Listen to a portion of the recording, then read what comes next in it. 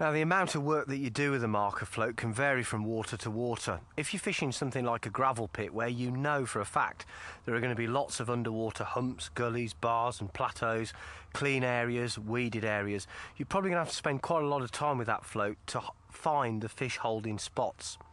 On a lake like this one, I know first of all that there aren't any major features. We're not going to be looking for great big bars. It's not that kind of lake. It's a fairly silty lake, and what we're probably going to be fishing is a slope. So I'm not going to do a lot of marker float work here. What I'm trying to suggest is the amount of marker float work you do should be dictated by the situation you find yourself in. So what I'm going to do here is a basic examination with the float, starting off on the left hand side of the swim and making a series of casts working further right each time until I've covered quite a wide arc in front of me. And what I'm going to be looking to find out are the sort of depths I'm going to be fishing in and whether there are any differences in the nature of the bottom out there. So let's start off on the left hand side and make a reasonably long cast with the float. And what I'm going to do now is wind that float down, and initially I'm just going to drag the float across the bottom. And the key point here is I'm watching the rod tip and I'm feeling with my left hand for any irregularities on the bottom. Now, what I can tell you is that if you watch that tip and feel, you've got a very regular bend in the tip, and it feels as if I'm dragging the lead through custard. And that tells me that there's a thin layer of silt on the bottom there. If I was casting into very thick mud, which I don't like fishing in, the lead would actually stick, and then as I pulled it would spring out. But it's not doing that, but I can tell that the bottom is fairly soft. So that confirms that what I'm fishing over here is silt. And as I work the float back, I'm actually feeling and looking for any vibrations and irregularities in the movement of the rod tip that suggests a hard patch on the bottom, which might be sand, gravel or stones. Sometimes when you're dragging a marker float back, the tip will lock over and really snag solid. When that happens, you've basically pulled it into weed. It'll pull free with some effort, but weed feels like you've got the lead jammed. But I'm not picking any of that up here.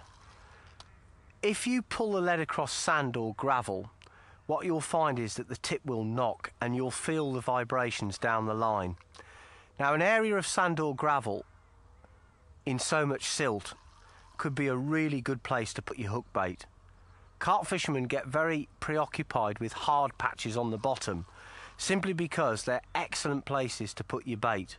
You know damn well that if your bait's on gravel or on sand, the fish are going to be able to see it and find it very, very easily. Whereas if you're fishing into silt, it's a little bit more difficult for the fish to actually see it. They'll sniff it out. Heavy silt is very difficult to fish in. This sort of soft silt isn't really a problem, provided you use the right sort of rig, and we'll look at those in a moment. But basically, from what I can gather here, it's a fairly regular silty bottom. Silt's probably just a few inches deep, and there's no real irregularities there. So what we'll do now, having got a little feel for the basic nature of the bottom, is cast the rig back out to the left hand side of the swim, and now we're going to start looking at depths. So again, I'm going to make a nice long cast. Out she goes. I'm going to wind the float down until it jams up against the lead. You feel the rod tip start to lock up, and then what I'm going to do is use the bait runner on the reel. So I engage the bait runner. Bait runner is really vital for this kind of work, and I'm going to start to measure off 1, 2 feet. Remember, I've got a 1 foot marker here, so the distance from the reel to the marker is a foot. I've measured off 2 feet, 3 feet, 4 feet, and the float's just literally popped up on the surface out there now. So that tells me that at around about 70 to 80 yards range, I'm fishing in about 4 feet of water. Let's just drag the float back a little bit further, all the time feeling for any irregularities on the bottom. We might find a little hard spot, a little gravelly or sandy bit, which would be well worthy of investigation.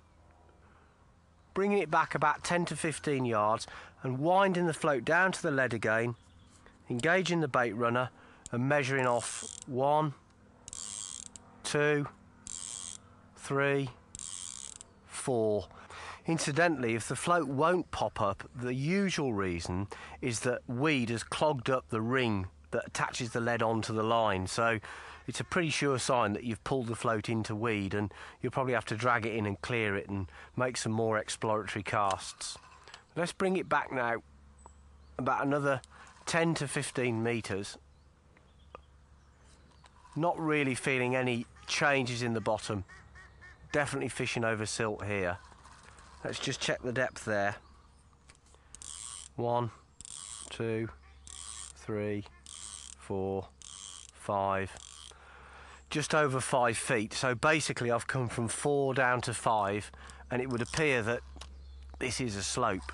Let's just see. We'll bring this back now another 4 or 5 feet. That sensation there has got a little bit heavier, so it's more difficult to bring the lead back. I would guess that the silt is a little bit heavier now closer in. And that's valuable information, because I don't want to fish in very heavy silt. Let's just check the depth again. 1, 2, 3, 4, 5. Still 5 feet there. And we'll come back again. It's cleared again now. It's coming back nice and steadily, so there's obviously a band of thicker silt out there at about 30 to 40 metres. Let's try again. 1, 2, 3, 4, 5. Just over 5 feet. Well, I haven't found any major blinding features out there, but that's quite useful information in itself, because if there was a big feature like an underwater island or something in front of me and I wasn't fishing it, then it might cut down my chances. But because there aren't any major fish holding features out there, there's nowhere that's going to hole the fish up. So what I'm going to try and do is intercept travelling fish. I have learnt quite a lot, actually. I've learnt the areas in the swim where I think the silt is too thick to present my hook bait, so I'm going to avoid those. Secondly, I've also learned that it slopes off from left to right and also gets progressively shallower the further out I go. And it seems to me, just getting a feel for this area, that if I fish in about 5 feet of water at 60, 70 yards out, that's going to be about right.